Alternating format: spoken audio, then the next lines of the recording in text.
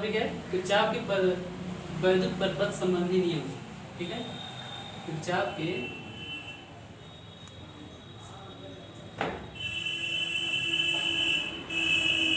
वैद्युत परपथ संबंधी नियम। क्या था, किरचॉफ ने जो है जटिल परपथों के लिए दो नियम दिए। पहला नियम धारा का नियम जो इससे बोलते हैं या संधि का नियम, दूसरा नियम बोल्डता का नियम। ठीक है, अब जो दूसरा नियम होता है वो हमारा क्या होता है कि बंद परपथ पर लागू होता है। क्या होता है? बंद परपथ पर। और जो पहला नियम है वो आवेश संरक्षण के नियम पर आधारित है। तो अगर हम पहला नियम लेते हैं, पहला नियम इसे बोलते हैं संधि का नियम। संधि का नियम या इसी को कह सकते हैं धारा का नियम। ठीक है, संधि का नियम या धारा का नियम। तो इसमें क्या था, किरचॉफ ने क्या किया कि जो है कहा कि अगर कोई संधि है, मान लेते हैं ये संधि है और इस पर उदाहरण के तौर पर ले लेते हैं कि जो है ये जो है 5 एम्पीयर की धारा आ रही है संधि पर, और ये 6 एम्पीयर की धारा आ रही है संधि पर, और ये 10 एम्पीयर की धारा आ रही है उदाहरण के तौर पर। ये संधि पर आ रही है और क्या है, संधि से इधर 4 एम्पीयर की धारा जा रही है। ठीक है, और इधर मान लेते हैं 5 एम्पीयर की धारा जा रही है, और ये मान लेते हैं कि I एम्पीयर की धारा जा रही है। ठीक है, 5, 6, 10 ये आ रहा है संधि पर, और 4 और I और 5 ये क्या रहा है, जा रहा है। तो किरचॉफ ने कहा था कि जो है कि किसी संधि पर आने वाली वैद्युत धाराओं का योग, किसी संधि पर आने वाली वैद्युत धाराओं का योग उस संधि से जाने वाली वैद्युत धाराओं के योग के बराबर होता है। ठीक है, अगर यहाँ पर हम क्या करें, I का वैल्यू निकालना चाहते हैं तो संधि पर कितना आ रहा है, 5 ampere plus 6 ampere plus 10 ampere, और क्या कहता है आने वाली धारा, संधि पर आने वाली धाराओं का योग और संधि से जाने वाली धाराओं का योग क्या होता है, बराबर होता है। क्या होता है, बराबर होता है। इधर कितना है, 5 एम्पीयर है प्लस I एम्पीयर है और प्लस 4 एम्पीयर है। ठीक है, ये उदाहरण के तौर पर हम ले रहे हैं। ठीक है, तो ये 5, 6, 11, 11, 10, 21 एम्पीयर हुए, इधर 21 एम्पीयर हो गया, और 5, 4, 9 एम्पीयर हो गए प्लस I, यानी कि यहाँ से I की वैल्यू क्या निकलेगी, 21 माइनस 9 यानी कि कितना, 12 एम्पीयर आएगा। यानी कि यहाँ पर I का मान जो निकलेगा क्या निकलेगा, 12 एम्पीयर। ये तो हमने उदाहरण के तौर पर ले लिया। अब इसी में अगर हम क्या कर दें,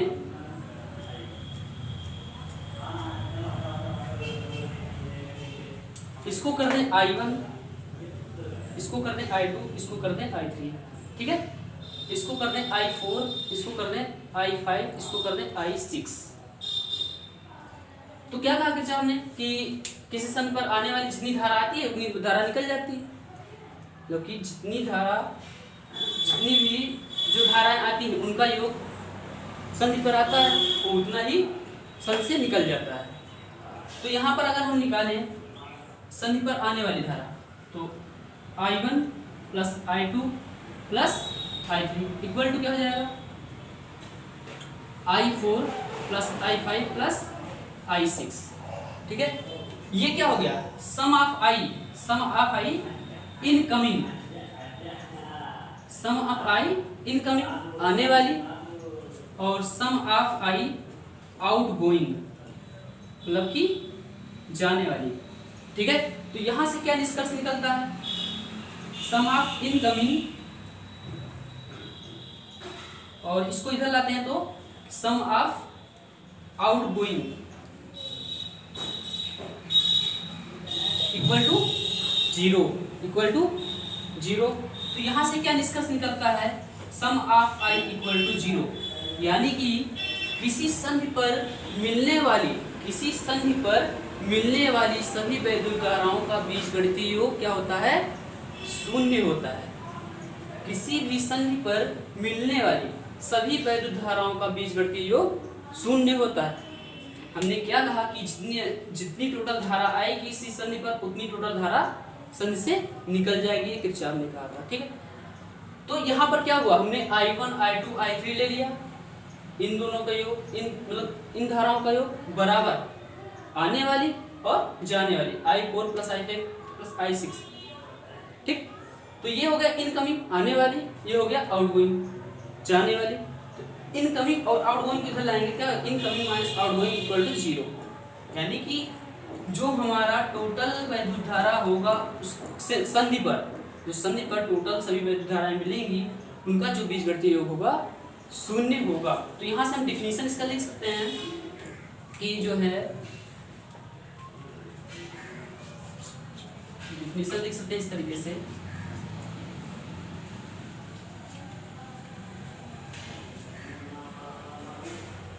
किसी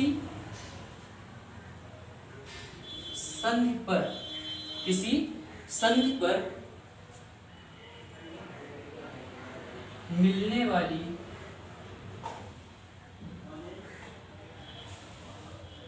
सभी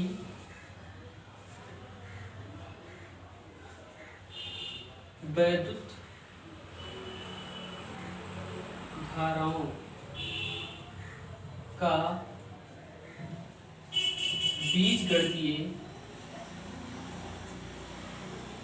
योग शून्य होता है। अर्थात इसका कहने मतलब क्या है कि संधि पर आने वाली कुल वैद्युत धाराओं का योग संधि से जाने वाली कुल वैद्युत धाराओं के योग के बराबर होता है, ये भी लिख सकते हैं। अर्थात संधि पर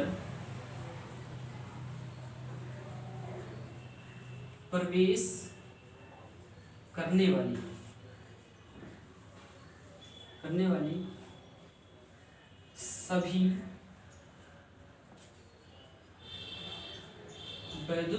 सभी वैद्युत धाराओं का योग संधि से निकलने वाली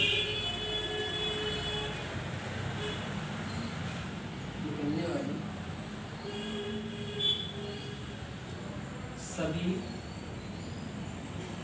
वैद्युत धाराओं के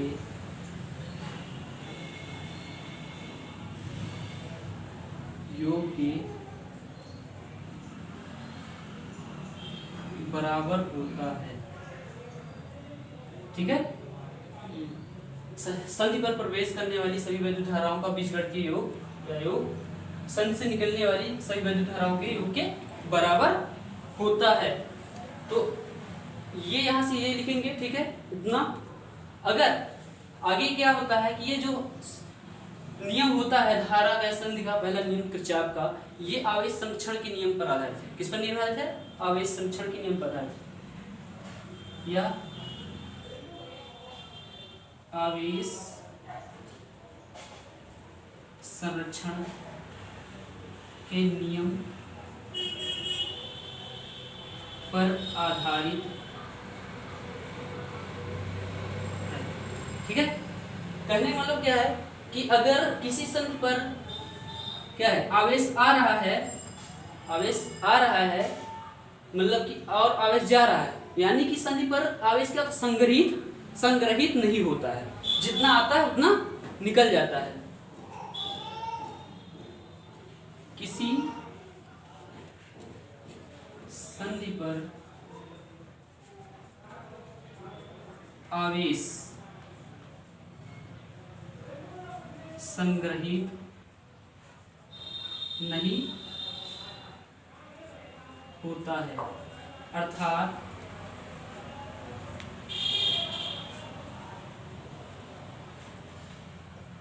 जितनी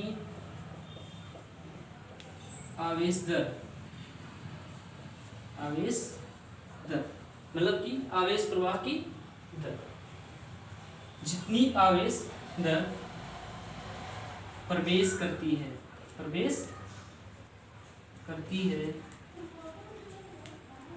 उतनी आवेश की दर बाहर निकल जाती है। ठीक है, फिर चाल ने क्या कहा कि इससे संधि पर मिलने वाली सभी वैद्युत धाराओं का बीजगणितीय योग शून्य होता है, अर्थात संधि पर प्रवेश करने वाली सभी वैद्युत धाराओं का योग संधि से निकलने वाली सभी वैद्युत धाराओं के योग के बराबर होता है। यहाँ से हमने प्रूव कर दिया है। यह आवेश संरक्षण के नियम पर आधारित है। कहने का मतलब क्या है कि संधि पर आवेश संग्रहित नहीं होता है, मतलब कि जितना आवेश की दर प्रवेश करता है उतना आवेश की दर निकल जाता है। जैसे कि हमने पहले चैप्टर में पढ़ाया था आवेश संरक्षण का नियम, वहाँ पर क्या था, युग्म विनाश युग्म उत्पादन था। क्या था कि दोनों तरफ आवेश क्या था, संरक्षित था। जितना लेफ्ट हैंड साइड था उतना राइट हैंड साइड था। ठीक है, तो ये हो गया हमारा पहला नियम किरचॉफ का। संधि का नियम बोलेंगे या धारा का नियम बोलेंगे, नियम से बोलते हैं। ये नियम क्या होता है, बंद परिपथ के लिए लागू होता है। बंद लूप या लूप का नियम जिसे कहते हैं। लूप मतलब बंद परिपथ।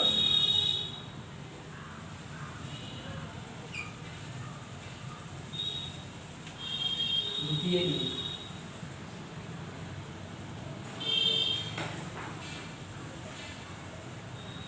वोल्टता का नियम।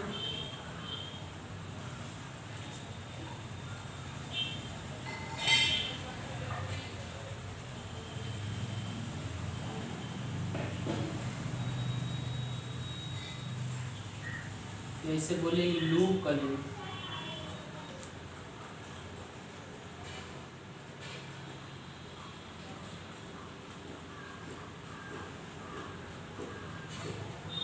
ठीक है, तो इसके लिए हम पहले क्या करते हैं, बंद परिपथ लेते हैं। उदाहरण पर जिसका प्रतिरोध कैपिटल R है और जिसमें एक सेल लगा हुआ है कैपिटल E और एक कुंजी लगा दिया गया है।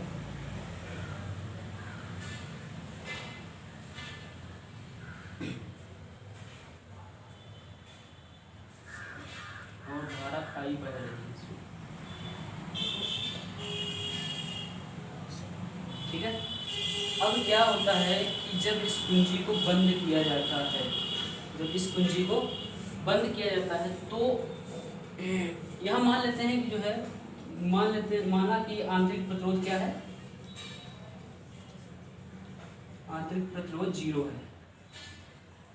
स्मॉल r क्या है, 0 है। तो क्या होता है जब इसमें I एम्पीयर की धारा देते हैं तो I एम्पीयर की धारा क्या कर देता है, पूरा जो अपना वो होता है बल्ब R पर लगा देता है। ठीक है, क्योंकि लॉस कहाँ होता है, एक आंतरिक प्रतिरोध पर होता है, एक बाह्य प्रतिरोध पर होता है। पूरा इस पे अपना दम लगा देता है। तो यहाँ से क्या होता है कि ये जो वैद्युत वाहक बल E है सेल का, ठीक है, वैद्युत वाहक बल सेल का E है, वो क्या हो जाता है I इंटू R क्या हो जाएगा, ओम के नियम से। ओम के नियम से हमने क्या बताया था, V = IR बताया था, V = IR। और यहाँ E क्या है, इसका भी मात्रक क्या होता है, वोल्ट होता है। तो हम यहाँ से क्या लिख सकते हैं कि जो है E =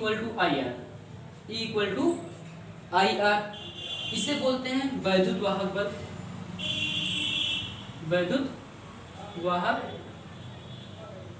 बल, और इसे बोलते हैं प्रतिरोधों पर वोल्टता, प्रतिरोध पर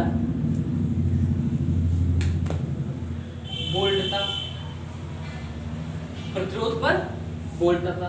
कहने का मतलब प्रतिरोधों पर हमको वोल्टता निकालना, एक प्रकार विभव ही हुआ ना। ठीक है, तो प्रतिरोधों पर वोल्टता हमने क्या निकाला, IR, V = IR ओम के नियम से। ठीक है, ये तो हुआ एक कि परिपथ में एक ही सेल लगा है। अब क्या कर देते हैं, एक और बंद परिपथ लेते हैं और उसमें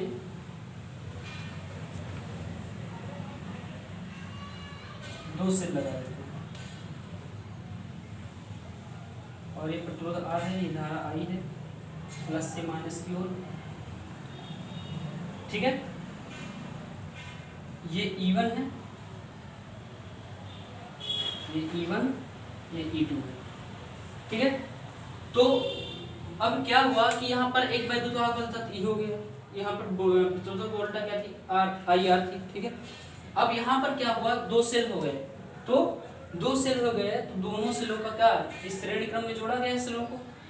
ठीक है, तो यहाँ से कुल अगर वैद्युत वाहक बल निकाले तो E1 प्लस E2 हो जाएगा, बराबर में धारा E1 प्लस I2 और एक चीज और इसमें दो प्रतिरोध ले लेते हैं,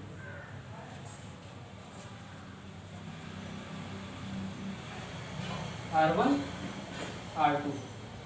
ठीक है, तो यहां से अगर हम वोल्टताओं का प्रतिरोधों पर वोल्टता निकालें तो क्या हो जाएगा, IR1 प्लस IR2 हो जाएगा, IR1 प्लस IR2। ये क्या क्या क्या है, वैद्युत वाहक बलों का बीजगणितीय योग, वैद्युत वाहक बल का बीजगणितीय योग।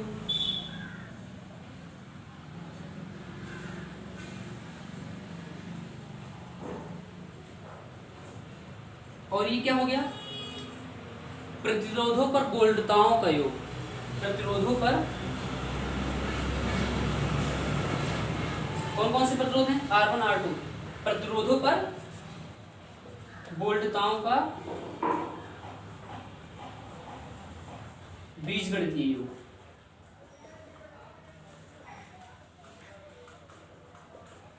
ठीक है, प्रतिरोधों पर वोल्टताओं का बीजगणितीय योग। ये IR कहाँ से है, ओम के नियम से, क्योंकि यहाँ ये क्या है, वैद्युत वाहक बल, इसका भी मात्रक वोल्ट होता है, तो यहाँ भी क्या हो जाएगा, वोल्ट ही होगा IR। ठीक है, तो वहां से आया है। अब देखो यहाँ पर ये वाला अगर हम लेते हैं ये इक्वेशन, तो क्या हो सकता है, इसको इस तरीके से लिख सकते हैं, IR मतलब माइनस IR हो जाएगा इक्वल टू 0। ये क्या हुआ, एक प्रकार का विभवांतर हुआ, तो क्या हो जाएगा, इसको हम डेल बी लिख सकते हैं, del B equal to 0, del B equal to 0। यानी कहने का मतलब क्या है कि बंद वैद्युत परिपथ में वोल्टताओं का बीजगणितीय योग क्या होता है, शून्य होता है। यानी कि बंद वैद्युत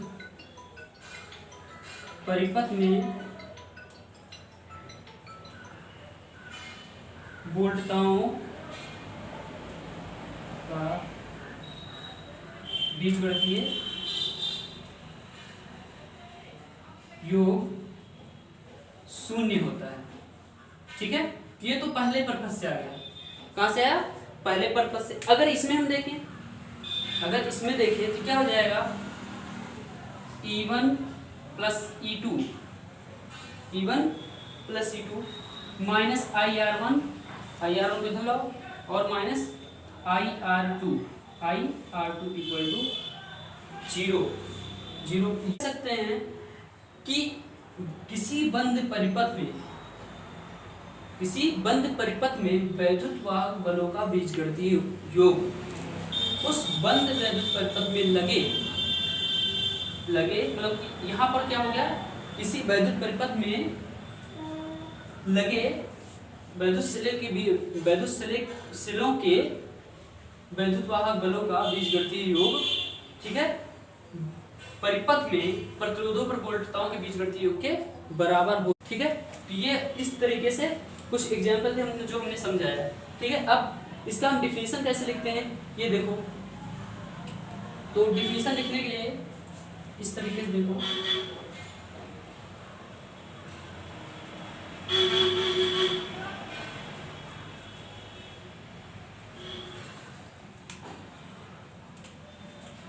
लिखेंगे किसी, ये केवल लूप का नियम है, लूप मतलब बंद वैद्युत परिपथ के लिए लागू होता है, लूप का मतलब बंद वैद्युत परिपथ, किसी बंद वैद्युत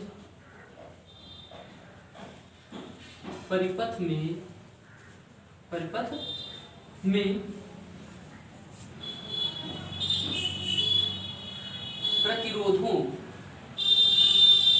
प्रतिरोधों पर वोल्टताओं का बीजगणितीय योग उस परिपथ में लगे वैद्युत वाहक बलों के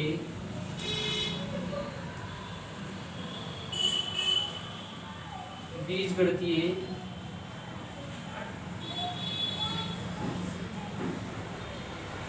योग के बराबर होता है।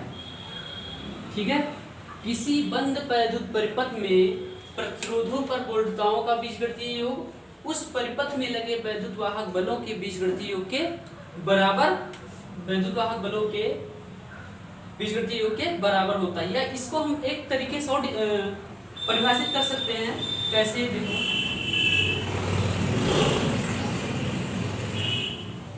इस तरीके से कि किसी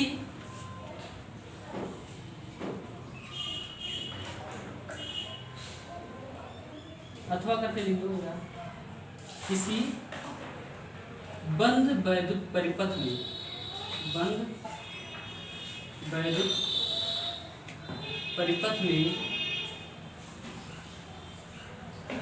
प्रवाहित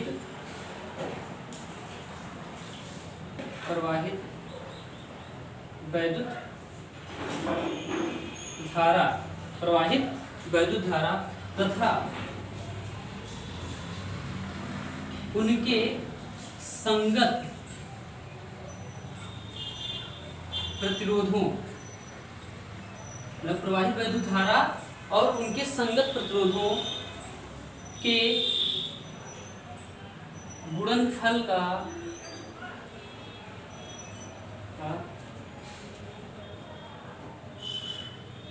बीजगणितीय योग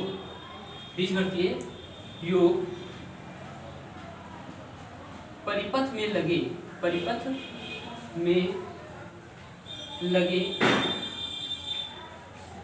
वैद्युत वाहक बलों के बीजगणितीय योग के बराबर होता है। ठीक है, इस तरीके से हम परिभाषित कर सकते हैं। बात वही हुई कि वोल्टताओं का बीजगणित, प्रतिरोधों पर वोल्टताओं का बीजगणित आईआर, यानी क्या हुआ, कहने का मतलब क्या है कि प्रतिरोधों पर वोल्टताओं का बीजगणितीय योग आईआर हुआ। यही कह रहा है कि प्रतिरोधों पर वोल्टताओं का बीजगणितीय योग आईआर हो गई। वही बात यहाँ भी है कि किसी बंद वैद्युत परिपथ में प्रवाहित वैद्युत धारा तथा उनके संगत प्रतिरोधों आई और आर के गुणनफल का बीजगणितीय योग परिपथ में लगे वैद्युत वाहक बलों के बीजगणितीय योग के बराबर होता है।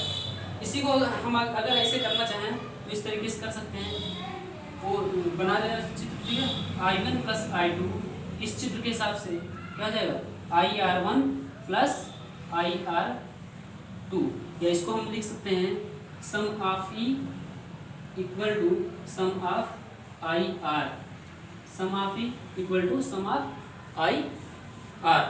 ठीक है, ये हो गया हमारा क्या जो है किरचॉफ का द्वितीय नियम। अब इसमें चिन्ह से संबंधित कुछ परिपथ में चिन्ह संबंधित कुछ चीजें हैं जो हम अभी बताएंगे।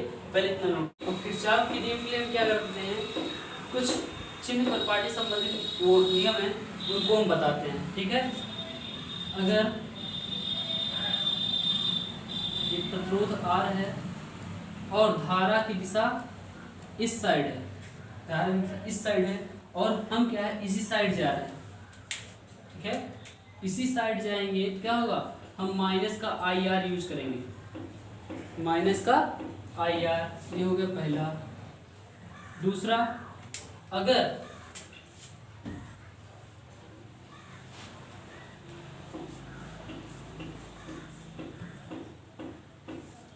हम क्या है धारा के विपरीत जा रहे हैं, धारा के विपरीत जा रहे हैं, हम क्या यूज करेंगे, धारा इधर जा रही है, हम इधर जा रहे हैं, तो हम यूज करेंगे प्लस का आई आर, प्लस का आई आर, ठीक है। अब आगे तीसरा, अगर सेल से संबंधित है प्लस माइनस, अगर हम सेल के प्लस साइड जाएंगे तो यूज करेंगे क्या, माइनस ई, माइनस ई, ठीक है। अगर क्या है कि सेल के हम माइनस साइड से आ रहे हैं, क्या होगा प्लस का ई, ठीक है। अगर प्लस साइड में जाएंगे तो माइनस का ई, और माइनस साइड से आएंगे तो प्लस का ई, ठीक है। अगर यही पर हम ले लें क्या, संधारित्र के लिए, संधारित्र के लिए प्लस प्लस माइनस, एक प्लेट प्लस एक प्लेट माइनस, इसको हम लिख सकते हैं संधारित्र, वहां बताया था Q equal to C V, Q equal to C V. तो यहाँ से अगर हम B की वैल्यू निकालें तो Q अपान C होगा, Q अपान C होगा। तो अगर हम इधर जा रहे हैं प्लस साइड तो माइनस का Q अपान C लेंगे, माइनस का Q अपान C लेंगे। अगर जो है छठा,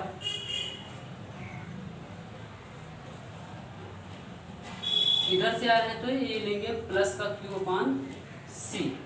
इतनी चीजें हमको ध्यान में रखना है, तब क्या है कि द्वितीय नियम लगा सकते हैं। ये न्यूमेरिकल में जरूरत पड़ती है ज़्यादातर, ठीक है। तो इतना पहले नोट करो, फिर आगे बताते हैं इसके परिपथ में करते हैं। एक पहले परिपथ लेते हैं, बंद परिपथ, तो इसको इधर लिख देते हैं नीचे।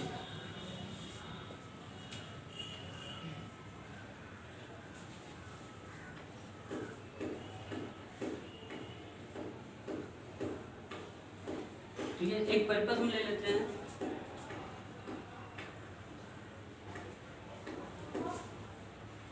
जिसका प्रतिरोध R है और I एम्पीयर की धारा बह रही है, प्लस ये माइनस R1,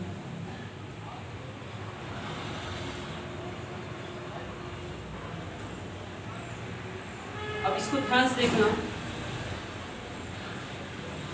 क्या है कि अब यहाँ पर I है, यहाँ R है, हम शुरू इसको नाम दे देते हैं P Q R S, या इसको ऐसे ABCD नाम दे देते हैं, A B C D, ठीक है, ABCD नाम दे दिया। अब क्या है कि जो है हम लेते हैं क्या, बंद पास, बंद पास मतलब बंद परिपथ, A B C D A तक, जहां शुरू करेंगे वहीं पर एंड करेंगे, तभी बंद परिपथ होगा। ये नहीं कि हम ABCD लिख के बंद परिपथ कहाँ हुआ, इतना खुला रह जाएगा। तो बंद पास, बंद पास A B C D A में, ठीक है। तो हम कहाँ शुरुआत कर रहे हैं, यहाँ शुरुआत कर रहे हैं, यहाँ से ABCD कह रहा है ना, इधर इसमें देखो A से B तक जाना है, A से B तक जाना है। तो A से B तक देखो जाओगे तो यहाँ पर पहले क्या मिल रहा है, प्लस का E मिल रहा है, प्लस का E। अगर A से B तक जा रहे हैं तो अगर हम जिस साइड जाएंगे, प्लस साइड जाएंगे तो क्या उसे यूज करेंगे, माइनस E, क्या यूज करेंगे, माइनस E। ध्यान से देखो ये प्लस है तो इस साइड में जा रहे हैं, यहाँ शुरुआत करना है, A B C D ये है, तो A से B तक जाएंगे, यहाँ पर हमको एक सेल मिल गया। B से C तक जाएंगे, यहाँ कुछ नहीं है। C से D तक जाएंगे, यहाँ पर R है, और D से A तक आएंगे, यहाँ भी कुछ नहीं है। तो हम क्या करेंगे, पहले अगर A से B तक जा रहे हैं तो हमको सेल का धनात्मक सिरा मिलेगा, तो हम अगर धनात्मक सिरे पर जाएंगे पहले तो क्या यूज करेंगे, माइनस का ई, जैसे ये हमने लिख दिया है माइनस का ई, तो माइनस का ई हो गया। ठीक है, अब यहाँ से यहाँ तक पहुँच गए हम, ए से बी तक पहुँच गए, हमको मतलब सेल मिला। ठीक है, अब बी से सी तक जाते हैं, कुछ है यहाँ केवल धारा है। ठीक है, अब सी से डी तक जाते हैं, क्या मिला हमको, सी से डी तक जा रहे हैं, सी से डी तक, तो हम इस डायरेक्शन में आ रहे हैं। धारा किधर बह रही, उस साइड में, हमारे इधर धारा उधर जा रही है, तो धारा उधर जा रही है और हमारे इधर, तो क्या करेंगे, प्लस का आई आर, प्लस का आई आर इक्वल टू 0। हमने क्या कहा था कि वैद्युत वाहक बलों का बीजगणितीय योग और प्रतिरोधों पर वोल्टताओं का योग क्या होता है, शून्य होता है किसी बंध परिपथ में। तो यहाँ से अगर हम निकालना चाहें तो E इक्वल टू क्या निकलेगा, I R equal to I R. ये तो हो गया कब से कहाँ तक गए, बंध पास A B C D A में। अब उल्टा इसका करते हैं, चलते हैं क्या इसी में, बंध पास ए डी सी बी ए में। अब शुरुआत कहाँ से करेंगे, हम ए से शुरुआत करेंगे, ए से यहाँ भी शुरुआत होता, हम इस साइड गए थे, अब इस साइड जाएंगे। ठीक है, तो यहाँ से यहाँ तक और कुछ है नहीं है, सी से डी तक जाएंगे, क्या है, आई है आर है, आई है आर। तो अब ध्यान से देखो, हम इस साइड जा रहे हैं और धारा भी इस साइड जा रही है, धारा इस साइड जा रही है, हम भी इस साइड जा रहे हैं, क्या करेंगे, माइनस का आई आर, माइनस का आई आर। ठीक, अब आगे बढ़ते हैं, सी से बी तक कुछ है नहीं है, बी से ए तक आते हैं। यहां पर देखो पहले क्या मिल रहा है,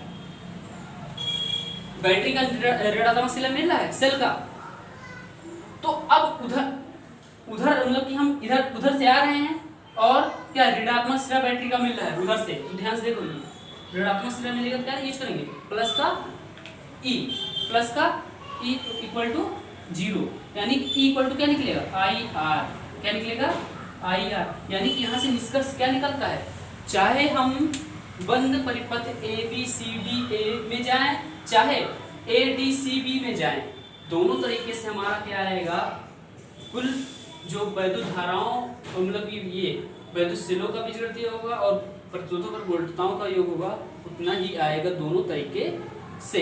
ये तो होगा एक प्रतिरोध यहाँ पर लिया। अभी हम यहाँ पर दो प्रतिरोध लेंगे, पहले इतना नोट करो, क्या है कि एक ही प्रतिरोध लिया था ना, अब यहाँ पर हम थोड़ा एक चीज और करते हैं कि वैद्युत सेल और प्रतिरोध दो ले लेते हैं, इस तरीके से देखो,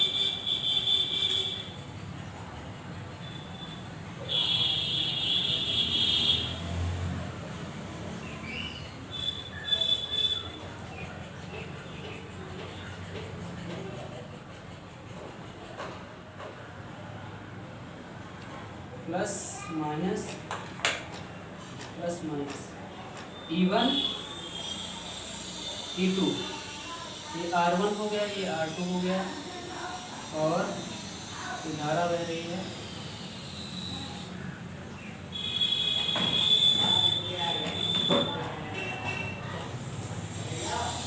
I A B C D। ठीक है, तो वही करते हैं हम, पहले लेते हैं A B C D A, बंद पास